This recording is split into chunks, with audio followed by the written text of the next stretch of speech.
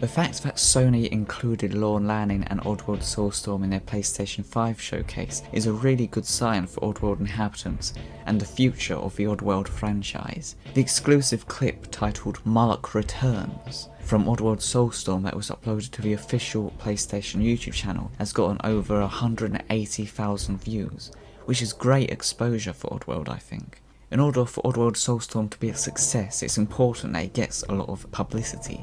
Lorne Lanning said that the main reason, in his view, that Oddworld Stranger's Wrath sold poorly despite getting very positive reviews, was because of EA's marketing or lack thereof.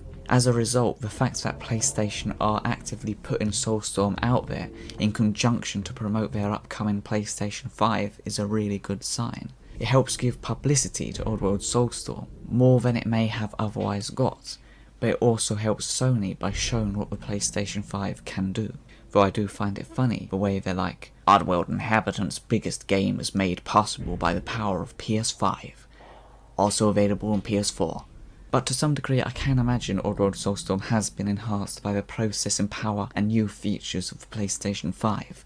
I think it's a bit of a stretch and simply a marketing ploy to say it was made possible by the PS5, but there are certainly elements such as the 3D audio, whatever it is the DualSense controller is meant to do, and all that sort of thing that Soulstorm will apparently take advantage of that is only possible because of the PS5.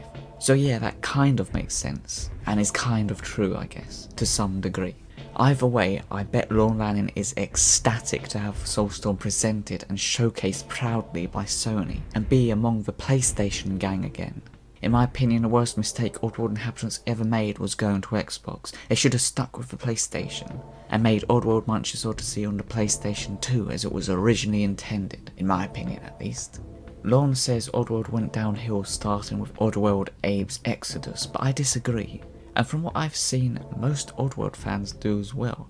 Oddworld Abe's Exodus is considered by many, including myself, to be the greatest Oddworld game ever made so far. It's personally one of my favourite games ever, and I think Oddworld started going downhill when they switched to Xbox and having to work to Microsoft's deadlines and all that sort of thing. I guess these things aren't necessarily the console's fault or anything, and I partially feel like I'm just rambling about stuff now, but my point is that to me it feels good and feels like a return to form to have Oddworld back firmly with PlayStation and Sony again. To me it feels like Abe is back in his rightful place. That being said, I've been an Xbox gamer in the past. I still have my 360 of course, so I definitely hope that as Soulstorm is a console exclusive for a limited time, I hope that it eventually finds its way over to the Xbox, because it's really terrible when you really want a game but you can't get it because it's on a rival console. I've experienced that twice just with the Oddworld games alone. I couldn't play on Munch's Odyssey or Stranger's Wrath because I had a PlayStation 2 and not an Xbox. And then when I finally got an Xbox 360,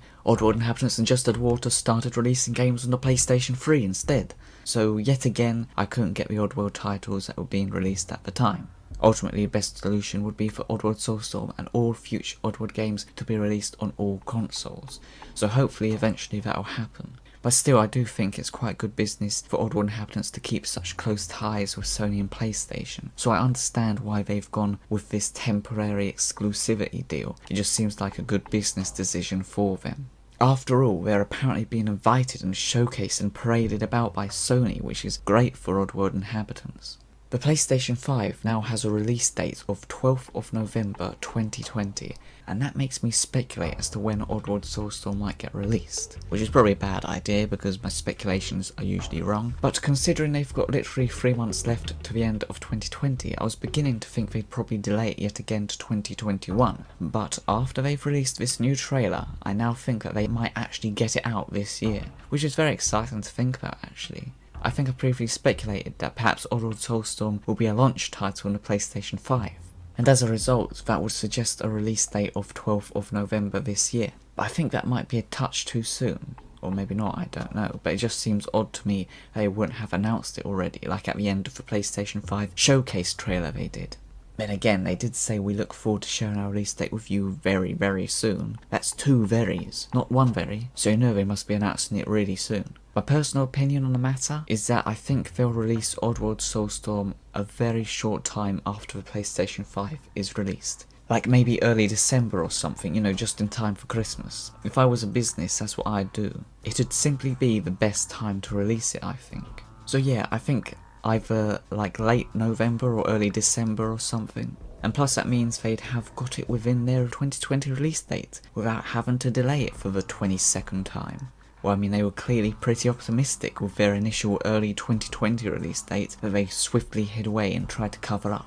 It's no wonder they did that, considering Oddworld Soulstorm will likely be getting released instead very late 2020, if we're lucky.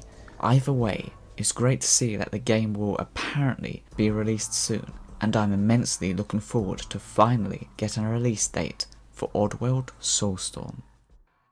Hello, follow me.